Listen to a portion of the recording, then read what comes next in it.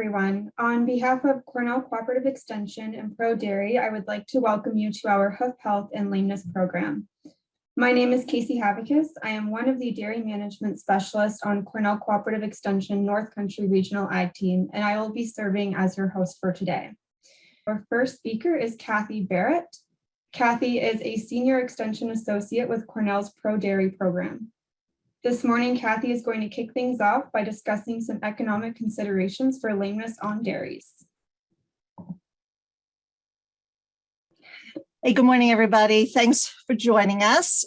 We thought we would start out this morning's program with just a brief discussion about the impact that lameness has on farm profitability.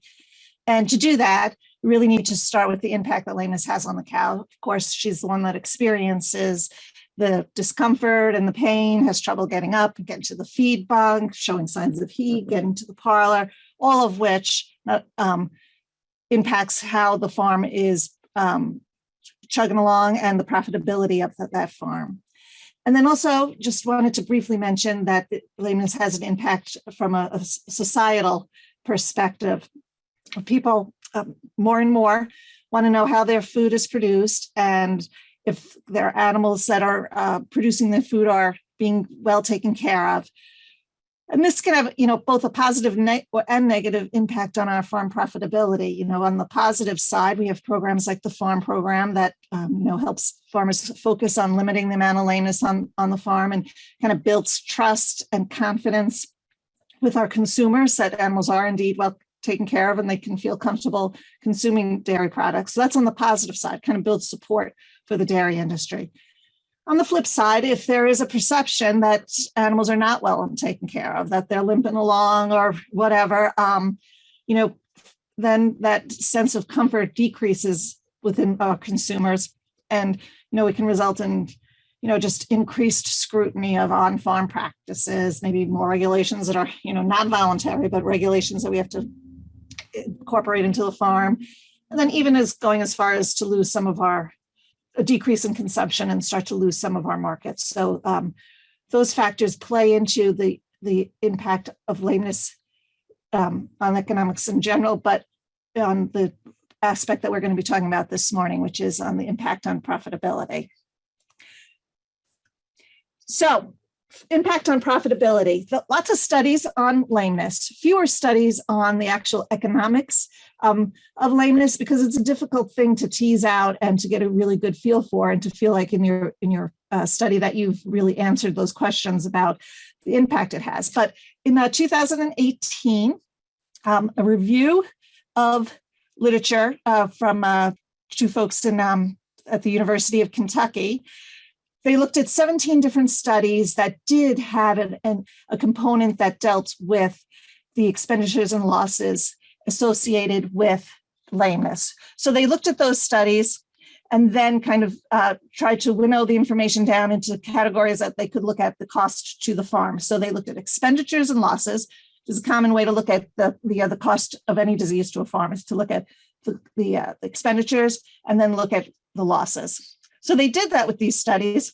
And for expenditures, they looked at what things that I think we all come to mind right away when you talk about the cost of lameness. Well, the cost of treatment, the labor, whether it's the vet or the hoof trimmer or the on-farm labor.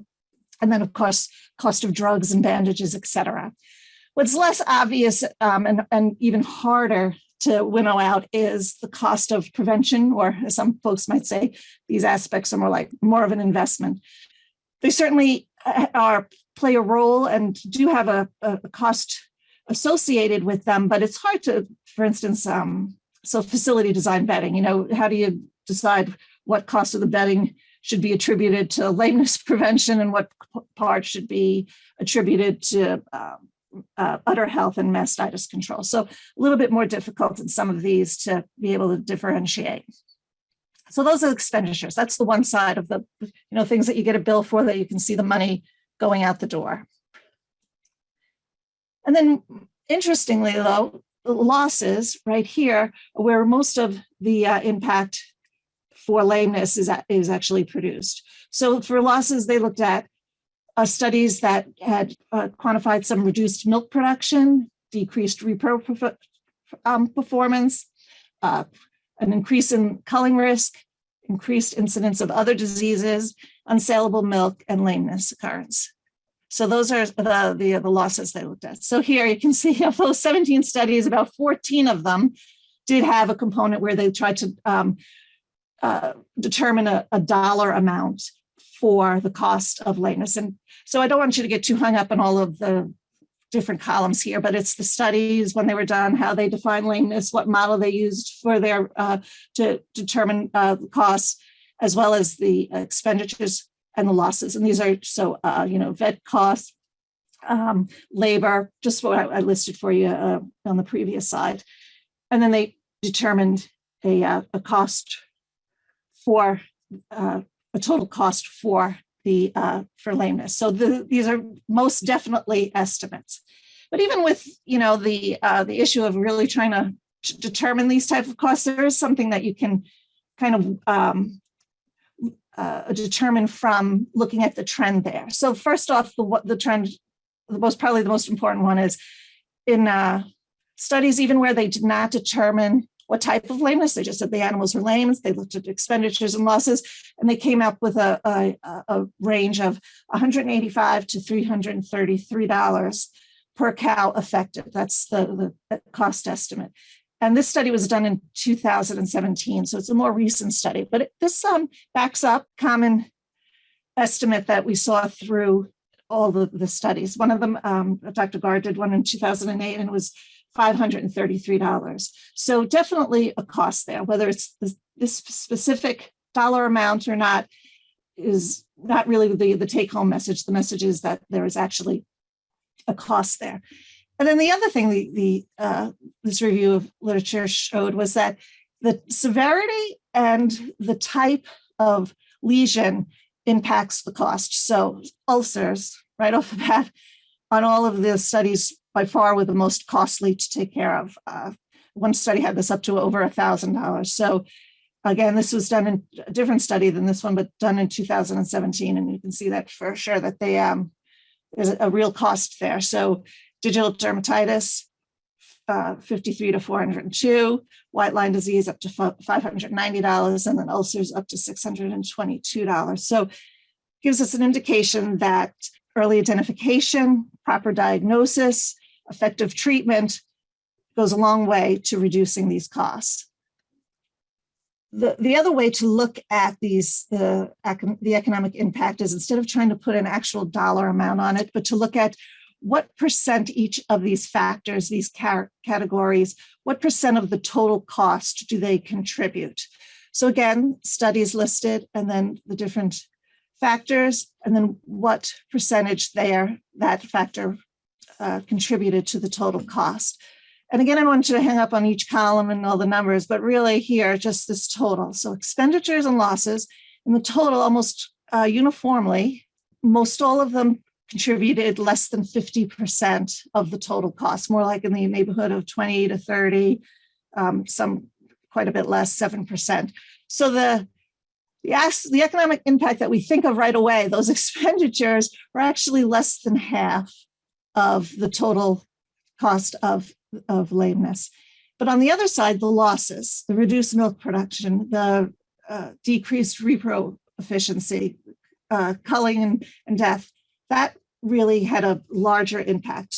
In the neighborhood of 70, 80, 90% of the total cost was attributed to these losses. So for treatments, you can see up to 43% on-farm labor, up to 16% of the total cost, and 37%. So there is an impact there, and depending on your protocols and how it's handled, it can be from very little impact to a greater impact. And again, the prevention investment, really difficult to put a number value. Important, and we'll talk about quite a bit about these aspects today, but hard to really put a dollar value on that. And then here's the milk production. So what we saw when looking at all of these studies, that anywhere from 8 to 39% of the total cost of lameness was in reduced milk production. In the study here in 2008, they determined that milk production was decreased anywhere from about 700 to 900 and something pounds per 305-day milk. this one was done in 2008, but it's consistent with other studies as well. And then decreased reproductive performance. Here, and again, 0 to 48% of the total cost, 7 days longer first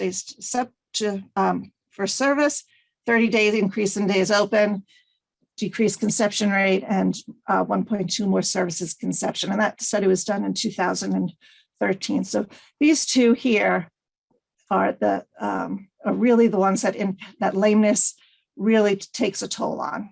And then the last one here I just wanted to briefly talk about was the culling risk, because if the animal doesn't get culled, 0% impact. But if you have to cull an animal because of lameness and not because of production or your genetics program, you lose her potential milk in the future.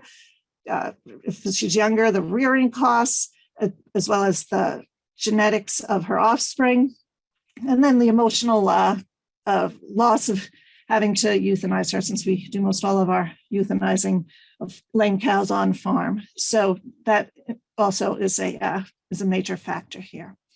So I just really wanted to briefly kind of go over some of the numbers that we have on the impact of lameness. So you can see that definitely has an impact on our profitability, focusing more on the loss side than the expenditures, but both play a role.